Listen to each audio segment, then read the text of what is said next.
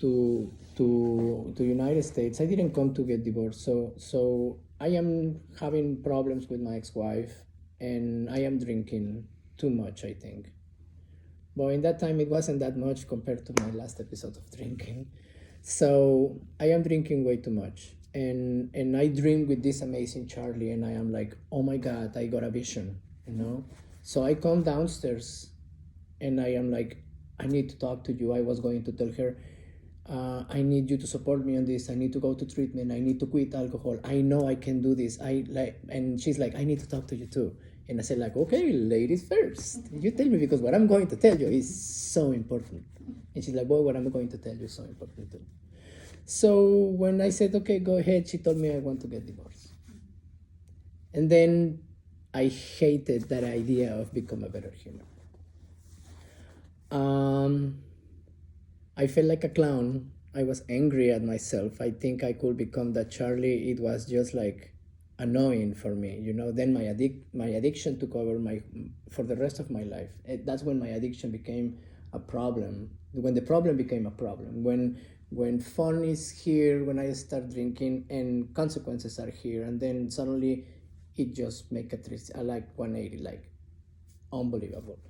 So for me, like the way I see it now is like the cure for everything is salt water, seawater, and tears. So I cry a lot, my addiction. I fail so many times carrying guilt and shame because of my runs when I drink. So I realized that my deepest fears was not being the person who makes mistakes over and over, because I'm very comfortable being that person. You know, my biggest fear, it was to become that amazing Charlie that it has an unmeasurable power. And through my light and not through my darkness, that's what terrifies me the most. And I know that I'm not my mistakes, and I know that I'm not a mistake. I'm a miracle.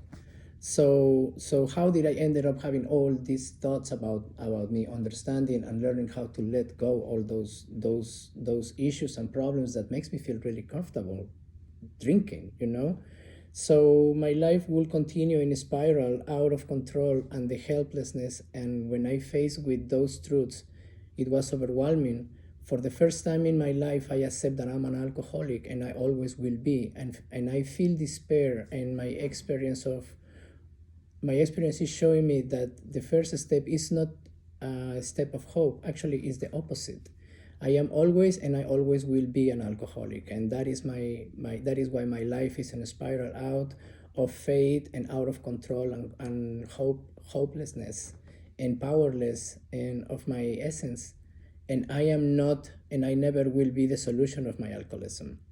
In my last episode of drinking, it showed me out of the pit and despair. A miracle happened, you know, and it was a greater power, more than myself, that, as my understanding, I can call it a miracle, you know. For me to decide to stop drinking the last time I drank, because if it wouldn't be for the mother of my ex-girlfriend and my best friend Julie, I would be dead, honestly. My ex-girlfriend was in Australia in that time, and because of my mother-in-law and my friend Julie, that they sent me to the hospital. Thanks to them, I'm alive. You know, my ex-girlfriend would have come from her trip for her boyfriend's funeral. Not, it's hard for me to accept that I am paying the biggest bill here, you know, because I don't have my girlfriend, and I still love her, but how can I just go on in my life without the shame and the guilt? I still have it, but I utilize it in a different direction. So I have to learn how to deal with that, learning how to make the most honest apology. You know, I haven't made amends with them. We still talk. The three of them talk to me. The three of them support me, but I haven't made amends because I'm not ready for that. You know, I will be, but not now. But for me to be able to make amends, I have to be able to decode the formula of having a genuine, honest apology, and that applies for everybody and for everything. So I wrote this. That is, a genuine apology goes beyond remorse. I forgive myself. Writing, I begin to realize that my own darkness voice come through me, and here I am realizing the best way to apologize to myself in order to provide an authentic apology for the people that I hurt. I am in search of the power of an apology and how it actually might be the way for me to move forward in my crisis. And facing now an apology is a sacred, ancient commitment. I have to be transparent, vulnerable, and completely honest. I have to go into a deep self interrogation and time that I can rush it. I think to think and say exactly in detail all I did, that cannot be shallow. To be able to an honest apology, it's a remember in detail. Only that way I can connect the past with my actual present. It will say what happened actually did happen. For me, going deep inside my errors and mistakes, I am asking myself why I did this. What is the source of energy that led me to do what I did?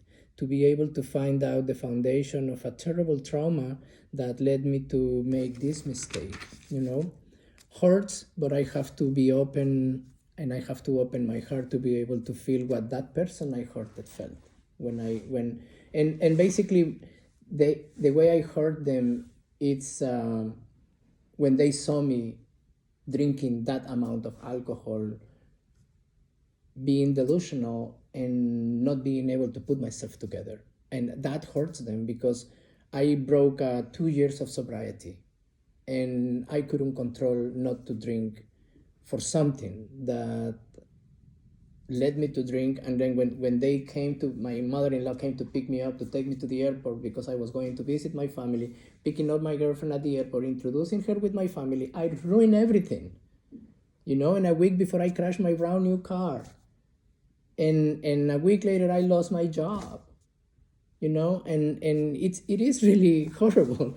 So I have to let my heart break again with my actions, and I have to feel the horror and the betray I made them feel, and long-term impact that my action caused to others. It sucks, but I have to sit next to the suffering I have caused, and willing to own and take responsibility of what I've done, and then finally to be able to make amends and have to go through this process. I have to rip myself open to be able to set myself free. It will be the only way the others I hurt will be free too. I don't want to live in darkness and a contaminated soul that destroy my entire life in a period of 4 weeks. Building a new lens to face my runs in order to let others that I hurt heal, and finally myself.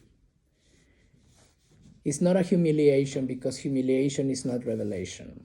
I believe this is possible, and that is my only way to move forward. This is the real door of transformation. I said like metamorphosis, something like that.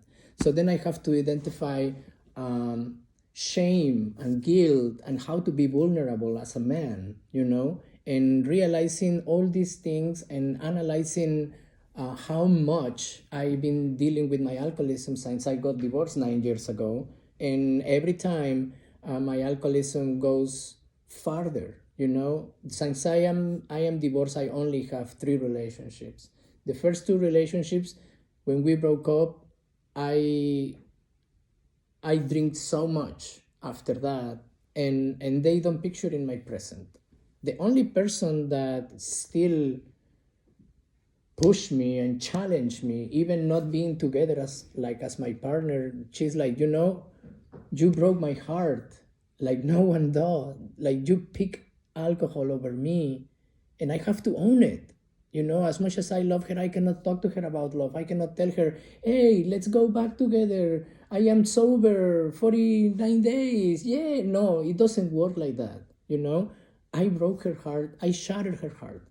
So I have to respect that. But she is still on my corner. She still like brought me to treatment. She still calls me. She still is there, for me. So I have to analyze what type of a man I am and what kind of a man I want to be.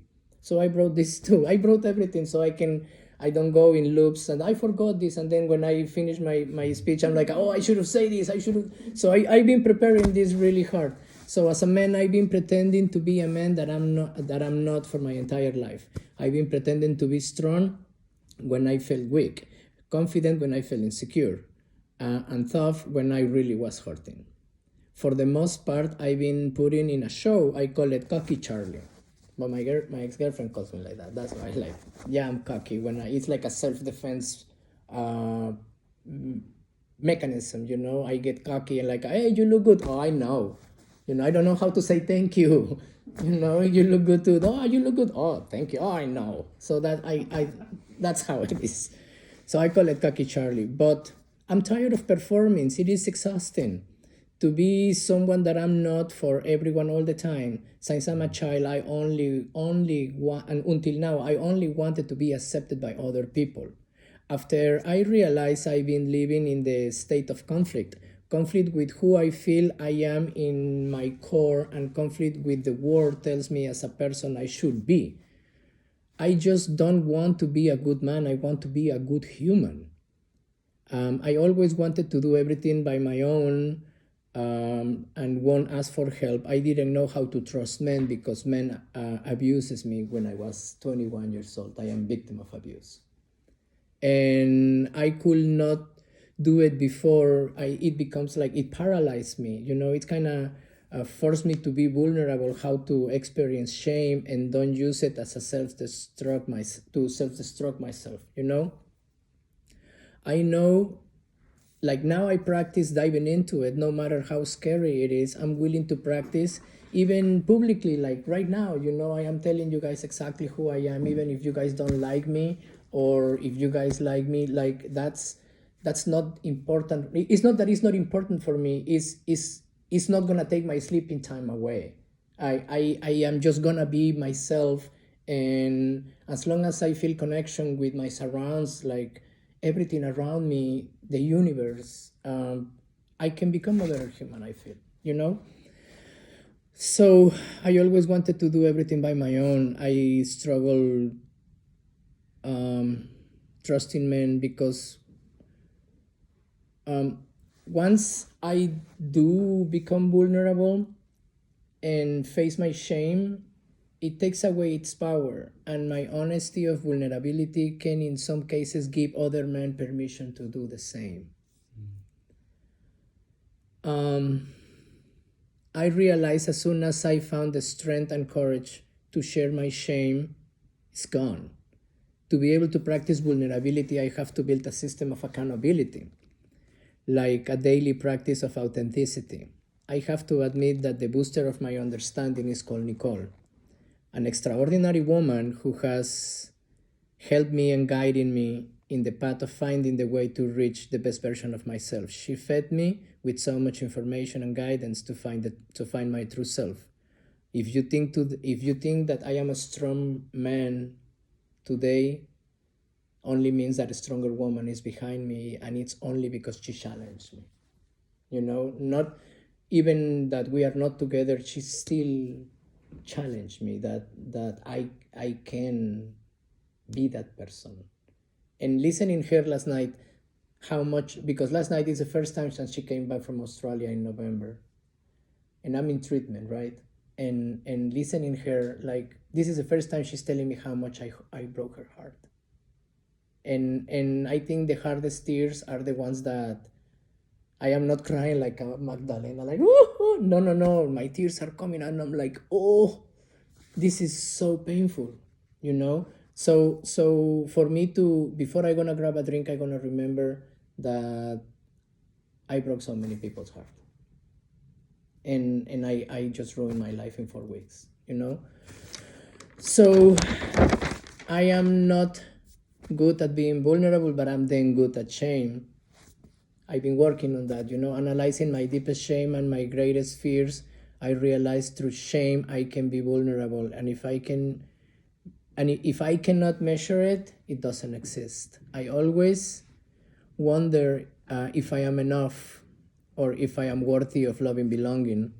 The concept for me to being vulnerable was based of taking risks, like saying I love you first, even if it's no guarantee, you know. And now I let myself to be seen. I love with my whole heart, even if there is no guarantee that I'm gonna get love back. And that is really hard to practice, gratitude and joy when I'm freaking out. I believe I'm enough.